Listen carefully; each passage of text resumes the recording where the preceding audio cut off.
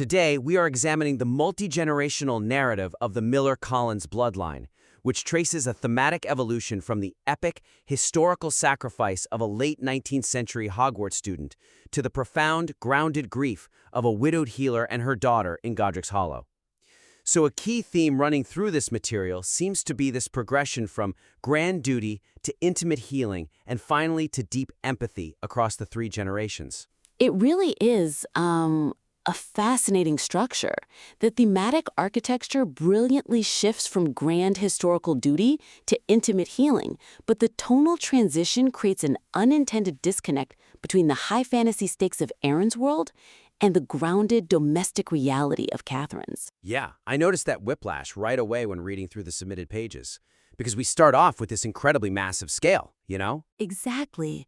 Erin Rose Miller is this Gryffindor who transfers from Ilvermorny at 15, and she survives a literal dragon attack before even making it to the Sorting Hat. Right, and she is immediately thrust into this monumental, world-altering conflict. Oh, absolutely. We're talking about facing the trials of the Four Keepers, battling a ruthless goblin in Ranrock, and ultimately binding her own soul to the Hogwarts dungeons as a ghost. Yeah, to guard that primordial reservoir of ancient magic.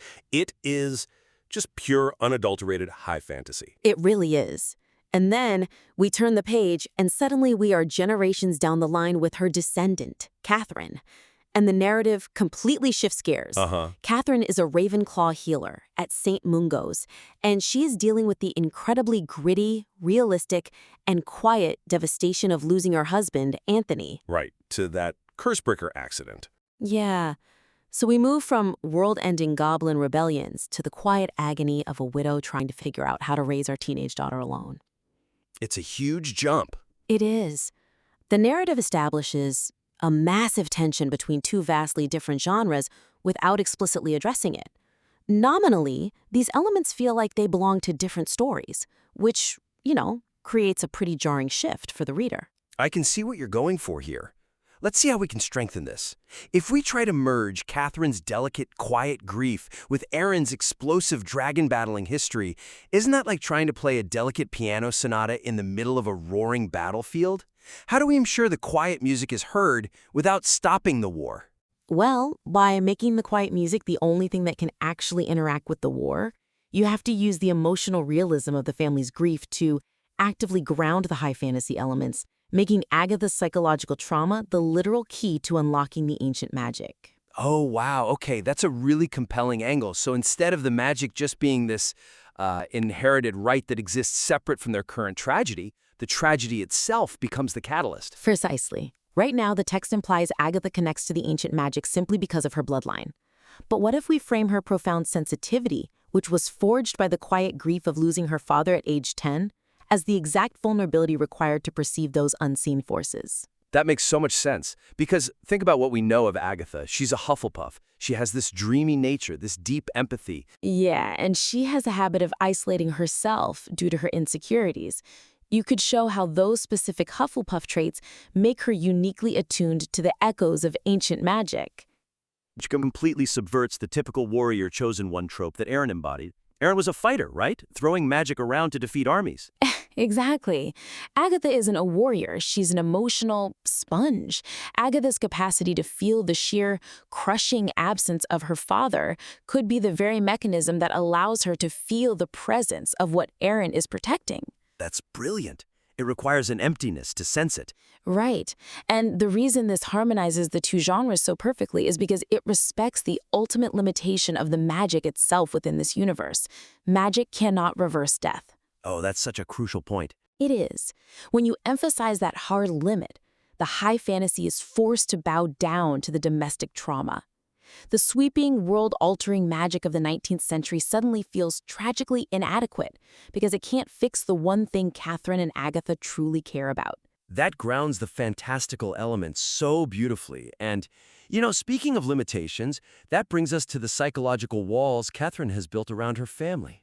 Yes, absolutely. Because there is something profoundly interesting happening with her character that isn't quite rising to the surface yet. I agree completely. While the emotional resonance of Katherine's maternal devotion is a profound strength, there is a missed opportunity to explore the ideological friction between a mother who values free choice and a ghostly ancestor orchestrating a magical destiny. Synthesizing the notes on Katherine's background really illuminated this for me.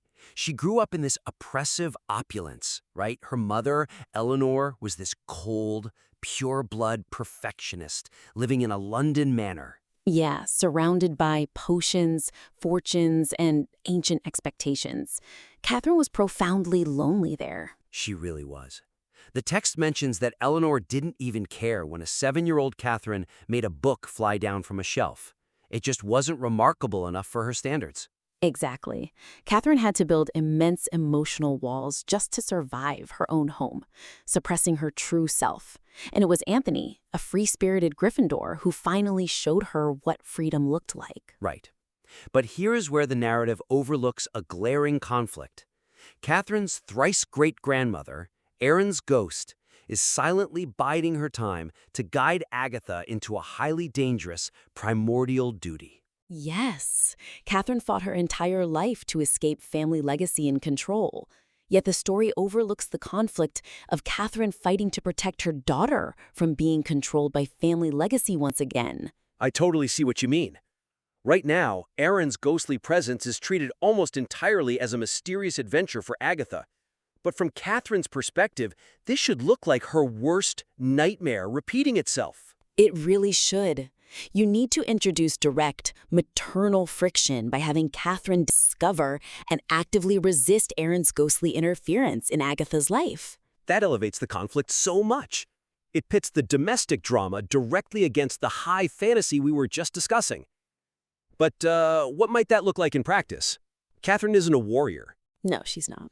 But she is an exceedingly proficient healer.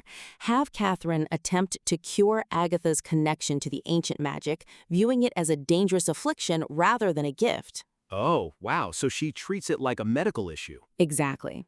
This would be heavily motivated by the guilt of failing to save her husband from a magical curse.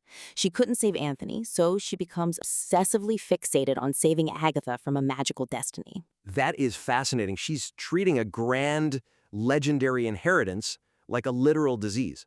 Right. And you could also write a scene where Katherine confronts the ghost of Erin directly in the halls of Hogwarts, arguing passionately that Agatha's life should not be dictated by a centuries-old duty. She could draw a direct parallel between Erin's grand orchestrations and Eleanor Taylor's rigid pure-blood restrictions. Just throw that right in Erin's face. Exactly. That would be an incredibly charged scene. As I understand it from the notes, the argument here is that Katherine is fiercely protective. But is there a risk that by having Katherine suppress Agatha's magic, she inadvertently becomes exactly like her own cold mother, Eleanor? That is the exact psychological trap that makes this conflict so rich, but the distinction in their motivations is paramount. Right, because Eleanor was just vain. Exactly. Eleanor's suppression of Katherine was rooted in vanity and a desire for social perfection. Katherine's actions, however, stem from warm, desperate love and fear of losing another family member. That completely changes how the reader will engage with Katherine. She is doing the wrong thing, but for deeply sympathetic reasons. Yes, it makes her flawed but deeply sympathetic. Unlike Eleanor, she's basically trying to put her daughter in a padded room so she doesn't lose her too. Which naturally brings us to where all of this grief and struggle is physically taking place. The family lives in Godric's Hollow. Yes, let's look at that setting. The world building here is exceptionally detailed. It's this incredibly rich, historic sanctuary where magical residents live alongside muggles. With a war memorial for the Potter's 1981 sacrifice and a graveyard of ancient lineages. Right, but the setting of Godric's Hollow provides a beautiful, bittersweet gravity to the family's current life. But its rich historical significance acts as a passive backdrop rather than an active thematic mirror for their personal mourning. It really does feel a bit disconnected. Katharina and Agatha are dealing with an incredibly private, uncelebrated loss. Anthony died in a sudden work accident, not a legendary battle against a dark lord. Yeah, yet they are living right in the middle of all this monumental, celebrated history. Right now, it feels like world building that sits adjacent to the characters rather than intersecting with them. And that contrast is exactly where the missed opportunity lies. You have to intertwine the physical and historical environment of Godric's Hollow directly into Agatha's emotional isolation and Katherine's healing process. So how do we make the geography of the village a real participant in their grief? Well, think about Agatha's habit of isolating herself. When she feels lonely, have her seek solace specifically by the war memorial or the ancient graves. Oh, I see. She could draw comforting or maybe even frustrating parallels between the historic, recognized sacrifices of the wizarding world and the uncelebrated everyday sacrifice of her cursebreaker father. That is heartbreaking. Imagine her looking at the statue of James Potter and wondering why the wizarding world builds monuments for some tragic deaths but leaves families like hers to grieve in silence. Exactly. It amplifies her isolation so beautifully. And what about Katherine? The text mentions these incredibly poignant letters she writes to Anthony. Yeah, where she asks him for courage and tells him she misses how he made tea. Right. Instead of having her write those in her study, have her speak them aloud while she tends to his grave in that historic cemetery. Oh, visually that is so striking. It contrasts the epic history of the village with the intimate, mundane details of her lost love. The wind is blowing through the resting place of legends, and she is talking about tea. Let's look closely at the section discussing the setting. That makes sense, but could the evidence also support a different conclusion? If we lean too heavily on the Potter Memorial and the famous history of Godric's Hollow, might we accidentally overshadow the Collins family's unique tragedy with the broader wizarding lore? That is a very valid concern. If you're not careful, the lore can swallow the character work. But the key is that the historic monument should only ever serve as a silent sounding board for Agatha and Katherine's deeply personal reflections. So the monument isn't there to remind the reader of the Potters? Exactly. It's there to serve as a mirror for their own complex feelings. By surrounding them with public monuments to other people's grief, the setting highlights their specific, quiet isolation. It transforms the setting from a mere location into an active participant. We've really covered some dense, rewarding thematic ground today. We definitely have. The character psychology here is already incredibly robust, and adjusting these dynamics will just sharpen its impact. To quickly recap the main points of our critique, first, we explored harmonizing the tonal clash between high fantasy and domestic drama by grounding the magic in psychological trauma. Right, framing Agatha's empathy as the catalyst for ancient magic. Second, we discussed mining the compelling conflict between Katherine's desire for autonomy and Erin's orchestrated destiny. Yeah, by writing a confrontation between Katherine and Erin's ghost. And finally, transforming Godric's Hollow from a passive backdrop into an active mirror for their grief.